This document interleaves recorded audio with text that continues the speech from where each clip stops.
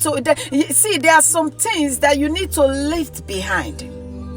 You need to leave them behind in order for you to fulfill your destiny. It's good to love everyone, but sometimes you have to love people from a distance. Love them. Pray for them. But in order for you to fulfill your destiny, you need to leave them behind. You need to pray for them, intercede for them, but leave them behind so you can fulfill your assignment, so you can fulfill God's assignment in your life. Do not focus on your past. There are so many of us, the way we talk about our past is like it is in the present. It's like we are working on it right now. There are so many of us who has a heartbreak, who have a hard relationship at the past. And now the person has moved on. The person is even married and settled or doing something else with his life. And still yet we still carry this into our present life. We still carry this into our future.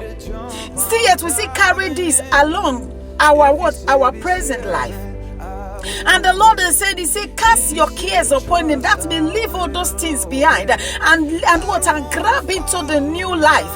Grab into the life that I've called you to. Grab into the newness of your dream.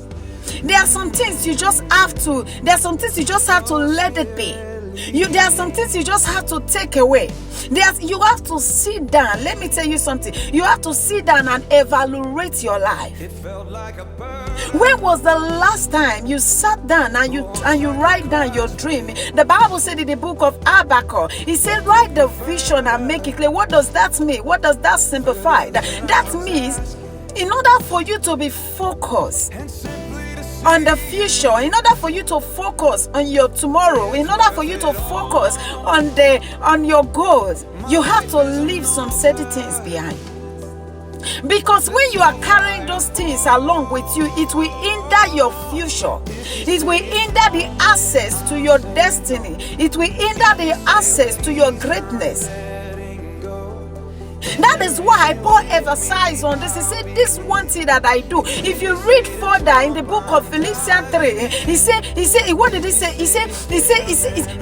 What did he say? He said, this one thing that I do. If you read further in verse 10, he said that I may know Him.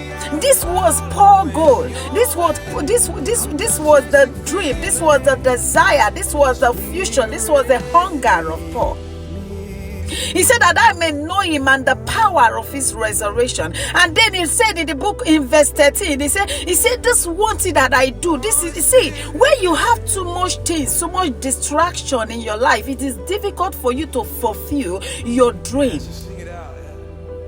I always say this. I know people who are close to me, they will tell you, or most especially my family member, they will tell you about me a lot. They say, Cynthia, I saw one that when she wants to do something, she just focus on that. On whatsoever she wants to do until she finished that thing. She will not focus on other things. I also observed that in the life of Moses. When the Bible says when Moses' hands was up, the children of Israel, they were defeating. He said, but when he get tired, they began to work against the children of Israel. But Joshua and the other guy was so observed. They were so sensitive, and they get to help Moses and place the stone on in the hand so that they can defeat their enemies. What does that simplify? That simplify even when a distraction comes to Joshua at that moment when they are trying to defeat, when they are trying to support Moses. Let me tell you something. Joshua said, leave those things. Now I'm focusing on the things that are important in my life. You have to be specific. You have to run with your goal. What is it that you want to do? Evaluate things around you. Evaluate your friendship. Evaluate your life. Sit down and begin to evaluate and think, what do I want to do? What do I want to achieve? That is why I always say, have a long-term goals and have a short-term goal. And make sure you fulfill what is your assignment, what you want to do in life. Do not let anything distract you. Because let me tell you something, there are a lot of distraction around right now. There are a lot of things that's going to distract you. I always say to my friends, they know me, when I want to do something, when I set my mind to do something, I do it. When I decide this is what I want to do, I just focus on it. Why? Because this is about my destiny. This is about my life. This is about my future. This is who I am. Because I will be the one that will give account of it at the last day. I won't say, oh no, this person distracted me. No. My life is so important to me that I want to fulfill. Right from when I was a teenager, I want to fulfill my dreams. And in order for you to be able to fulfill your goals, fulfill your assignment, fulfill your plans, the plans you have, the dreams you have, the vision you have to be disciplined. You can't be postponing, being a procrastinate. You can't keep on procrastinating. You have to set a goal for yourself. You have to discipline your life. Those who discipline their life, they are people. They are people who fulfill their dreams. Sitting 2-4-7 watching movie while you're supposed to read, while you're supposed to set a goal for yourself, while you're supposed to work, that is a symbol of not being disciplined. When you spend all your time on phone talking to someone that doesn't add anything to your destiny, doesn't add anything to your future, that is a sign of undiscipline. What is it? This time you have just this life. You have just this time. You don't have another life. You don't have another time. So I always say, I wrote this, I said the time is like a river. A water that goes out will not return back. That is the time. What are you doing with the time you have? How much are you investing to your future? How much are you investing on your life? You can see me, I'm very playful, but when it comes to the things about life, I'm so serious, beloved.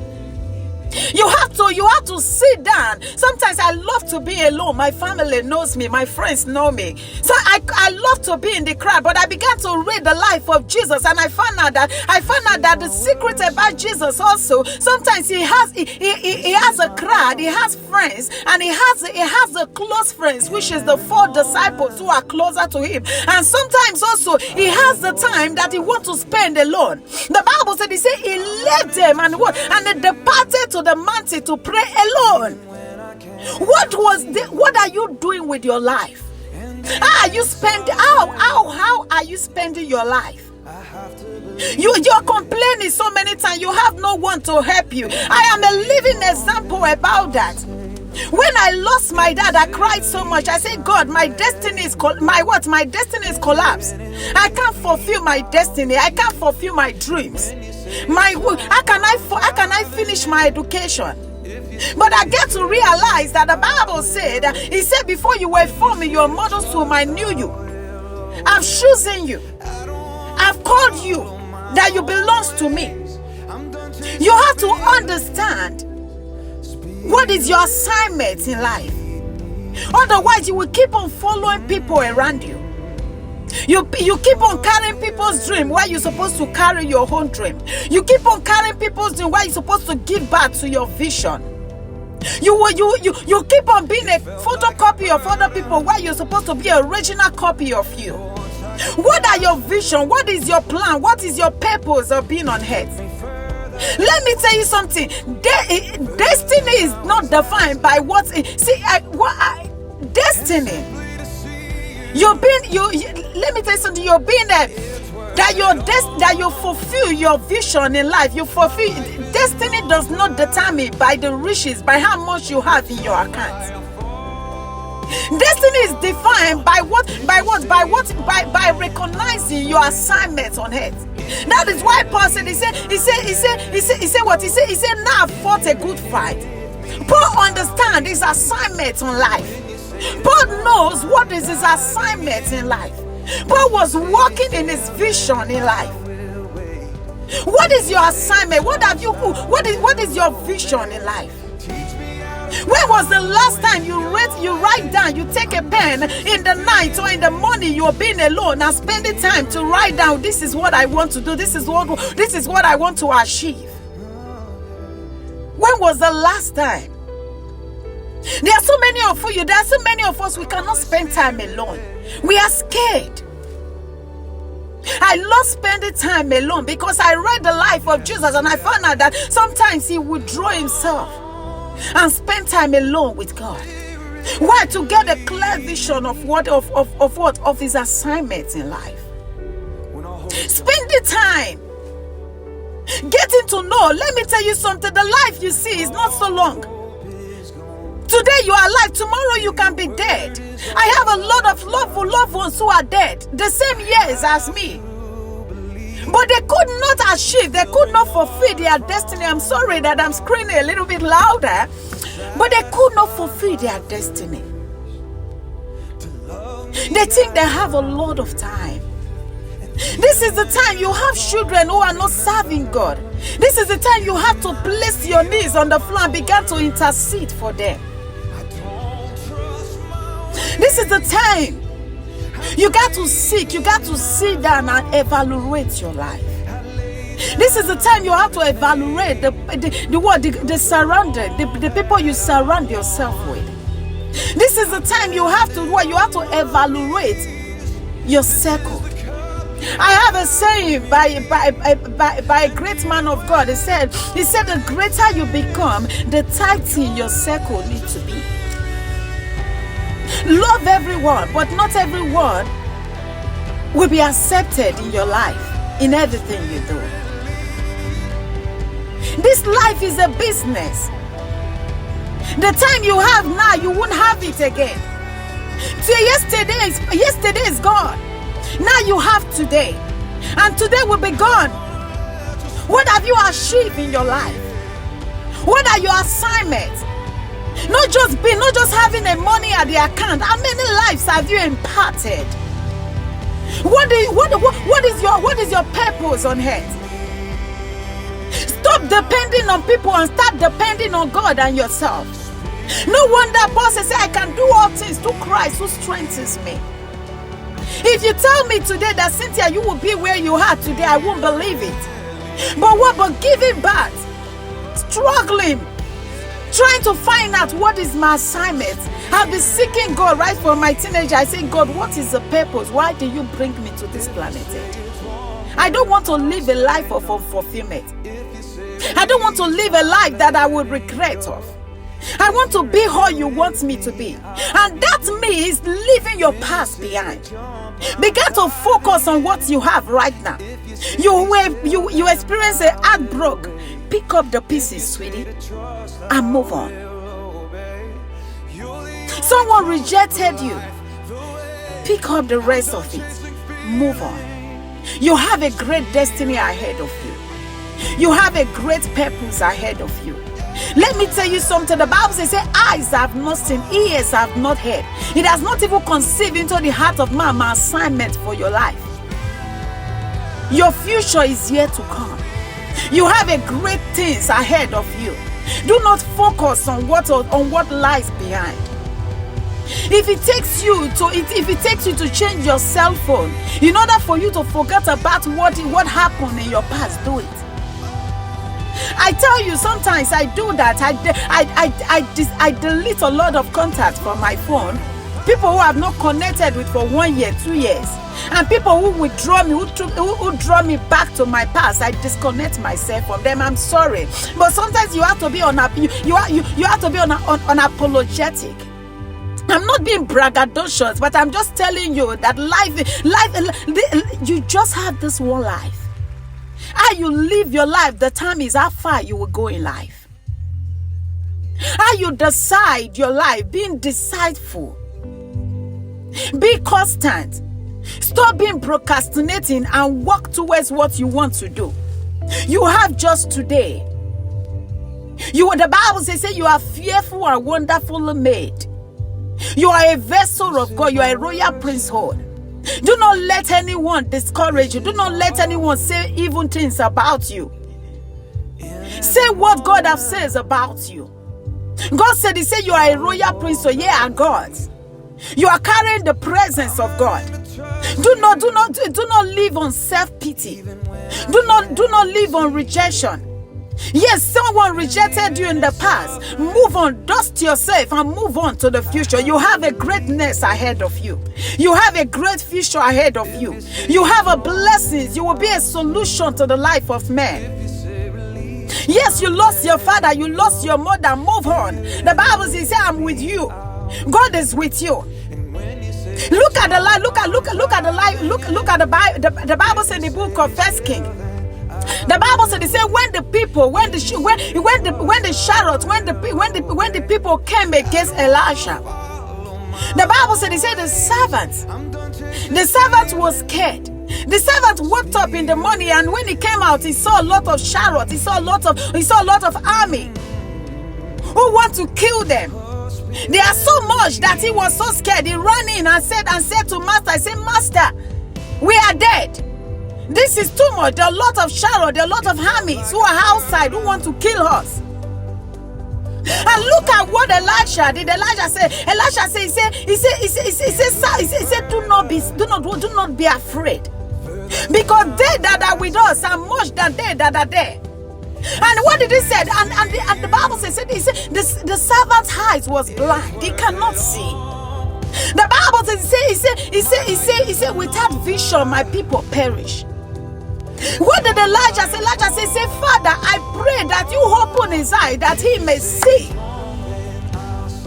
And when the Bible says, when his eyes was open, he found out that the people that are with there was much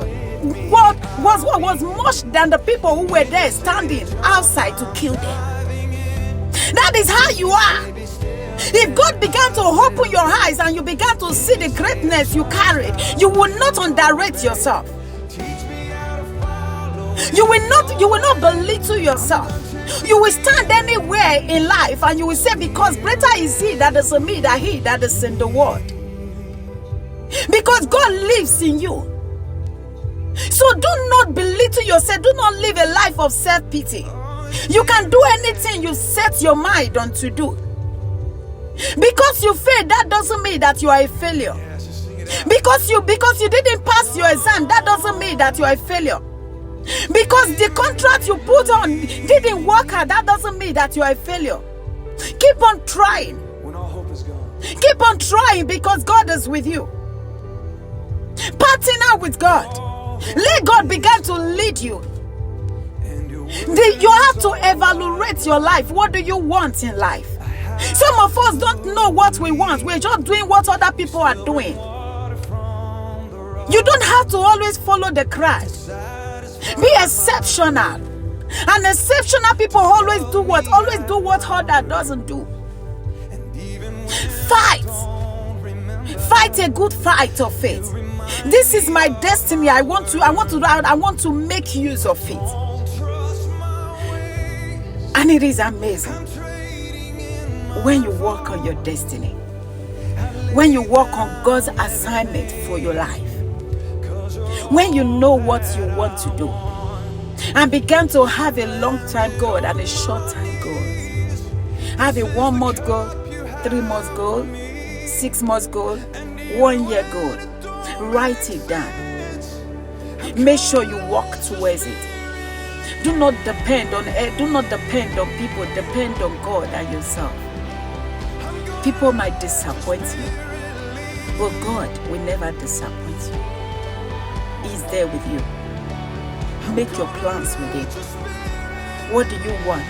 Get out of that your depression zone right now and move on. Because they that are with you are greater than they that are with them. You are carrying the life of God in you. You're carrying Christ in you. You have the light in you. You have the strength in you. You have the power to fulfill your assignment in life. What is it you want? You want to travel out of the country? You want to start a business? You want to settle down? You want to have kids? You want to start a new company? You're tired of the life of your children. They are not obeying you. Go back to God. Sit down and begin to seek the face of God for your life. And He's going to see you through. He's going to help you out. Do not give up on your dream. Do not give up on that vision you have. Do not give up on that dream that is keep on replaying in your mind. Carry it, grab it, move on with it, because God is with you. He's with you. He said, I will never leave you alone, neither will I forsake you. I'm with you. I will be with you. I will protect you. I will preserve you. I've seen that so much in my life. It is God.